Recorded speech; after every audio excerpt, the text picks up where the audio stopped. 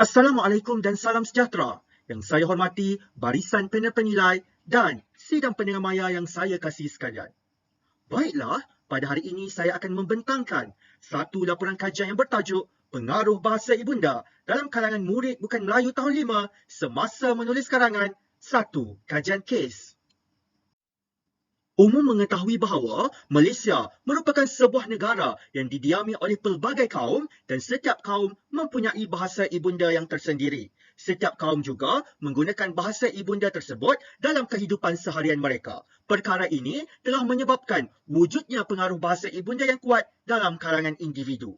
Nurizan 2018 berpendapat bahawa pengaruh bahasa ibunda yang kuat ini adalah disebabkan oleh faktor persekitaran di mana setiap kaum itu berada dalam kelompok yang sama. Oleh yang demikian, kepelbagaian bahasa ibunda ini juga memberikan satu tamparan yang hebat kepada sistem pendidikan pada hari ini, terutamanya dalam aspek kemahiran menulis bagi mata pelajaran Bahasa Melayu. Bergerak pula kepada pernyataan masalah. Dalam melaksanakan kajian ini, pengkaji telah melihat kepada kajian-kajian yang telah dilaksanakan oleh pengkaji-pengkaji lepas bagi menyokong kepada dapatan dan data yang diperoleh daripada pengkaji. Terdapat 3 pernyataan masalah yang diperoleh. Pertama, pengaruh bahasa ibunda ini mengganggu penggunaan bahasa kedua disebabkan oleh ciri-ciri bahasa ibunda digunakan dalam pembelajaran bahasa kedua oleh Kartagas dan Mahindran 2014.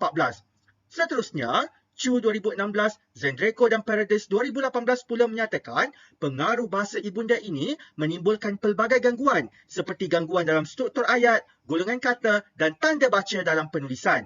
Dan yang terakhir, penguasaan tata bahasa Melayu yang lemah menyebabkan murid bukan Melayu mencampur adukkan bahasa ibunda ke dalam bahasa Melayu oleh Hasmidar, Mardian dan Puteri Roslina 2018 serta Sultan Tradevi JN Moni 2014. Maka, berdasarkan kepada 3 pernyataan masalah yang dikemukakan ini, jelas menunjukkan bahawa terdapat pengaruh bahasa ibunda yang kuat sehingga mengganggu gugat terhadap aspek kemahiran menulis murid-murid. Seterusnya, dalam melaksanakan kajian ini, terdapat 2 objektif kajian. Pertama, meneroka pengaruh bahasa ibunda. Kedua, meneroka struktur ayat dan perkataan bahasa ibunda dalam penulisan karangan Murid Bukan Melayu tahun 5. Bagi menjawab kepada objektif kajian ini, muncullah 2 soalan kajian. Pertama, apakah pengaruh bahasa ibunda? Dan kedua, apakah struktur ayat dan perkataan bahasa ibunda yang digunakan dalam penulisan karangan Murid Bukan Melayu tahun 5? Bergerak pula kepada kerangka konseptual kajian. Kerangka ini dibina bagi memudahkan pembaca memahami kajian yang dilaksanakan oleh pengkaji.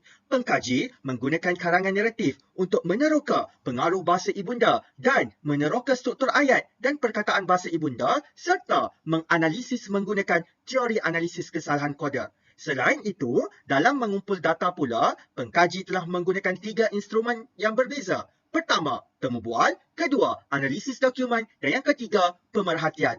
Dan sasaran pengkaji adalah Murid Bukan Melayu tahun 5.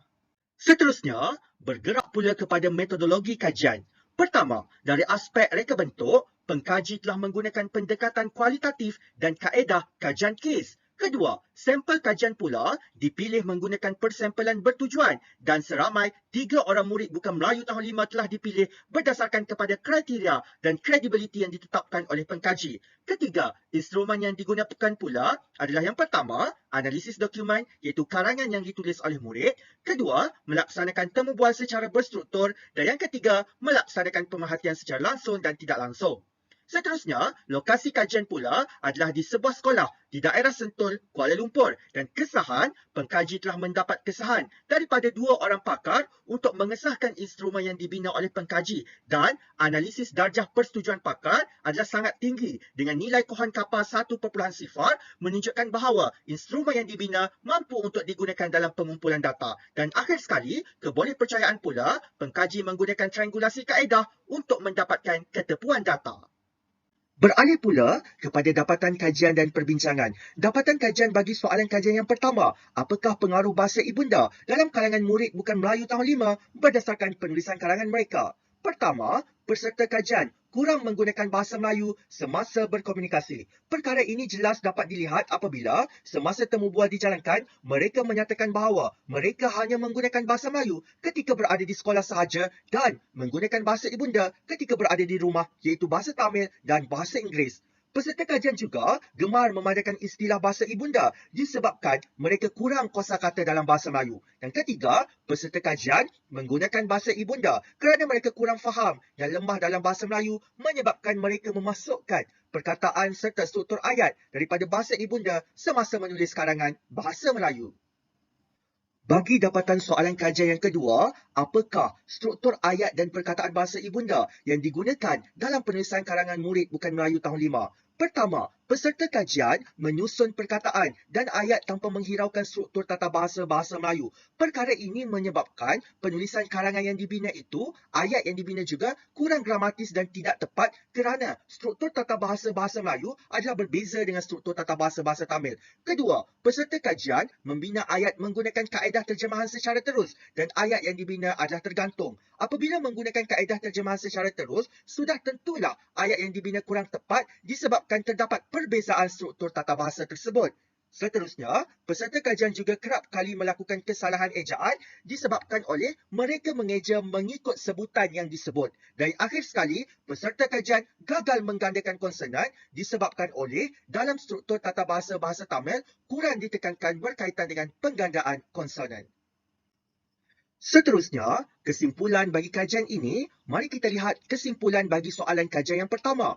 Peserta kajian dipengaruhi oleh faktor persekitaran. Hal ini dikatakan demikian kerana peserta kajian mudah terikut-ikut dan terbawa-bawa dengan apa yang berlaku di persekitaran mereka, terutamanya apabila berada di rumah. Dapatan kajian ini selari dengan kajian Siti Baidura dan Nur Jamilah 2016, Nur Habsah dan Yahya 2018, Nur Rehan 2016 yang menyatakan bahawa murid saling bergantungan dengan bahasa ibunda menyebabkan mereka sukar untuk memahami bahasa kedua dengan baik sekaligus menyebabkan mereka sukar untuk membina atau menulis karangan dengan ayat yang gramatis dan baik. Bagi kesimpulan soalan kajian yang kedua, pertama, dalam penulisan karangan, kebanyakan ayat yang ditulis oleh peserta kajian diterjemahkan secara terus daripada bahasa ibunda ke dalam bahasa Melayu. Perkara ini adalah salah dari aspek struktur tata bahasa Melayu kerana apabila menterjemahkan secara terus, sudah tentu ayat yang dibina adalah kurang tepat dan tidak gramatis.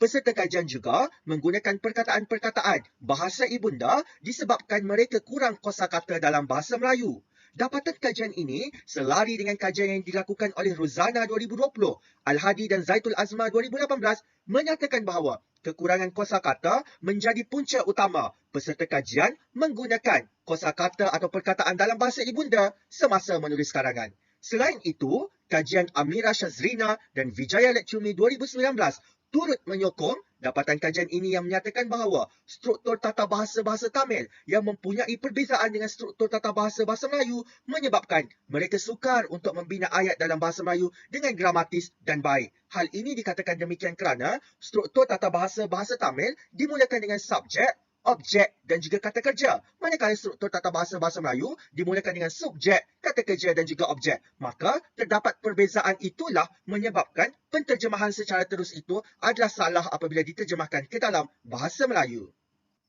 Bergerak pula kepada implikasi kajian. Pertama, untuk mengetahui sejauh mana terdapat pengaruh dan penggunaan bahasa ibunda dalam kemahiran menulis murid-murid bukan Melayu. Kedua, membantu para guru untuk mencari jalan penyelesaian bagaimana untuk meningkatkan kemahiran menulis dalam kalangan murid bukan Melayu. Dan ketiga, memberi pengetahuan baharu kepada guru berkaitan perbezaan antara struktur tata bahasa Melayu dengan struktur tata bahasa Tamil kerana terdapat perbezaan yang ketara. Seterusnya, beralih pula kepada cadangan kajian. Cadangan pertama kepada Kementerian Pendidikan Malaysia memperkasa dan memperkukuhkan kembali program memertabatkan bahasa Melayu dan menjalankan bengkel kepada guru-guru bahasa Melayu.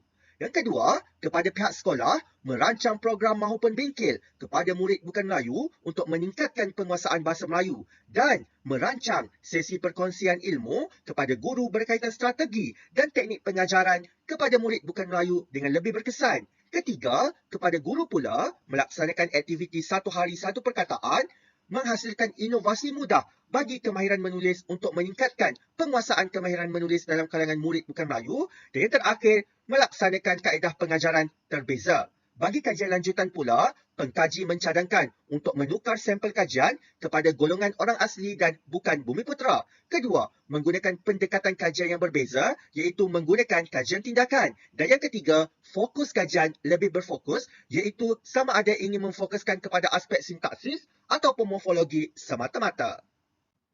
Akhir sekali, berikut merupakan rujukan yang digunakan oleh pengkaji dalam melaksanakan kajian ini. Baiklah, setakat itu sahaja pembentangan daripada saya. Sekian, terima kasih.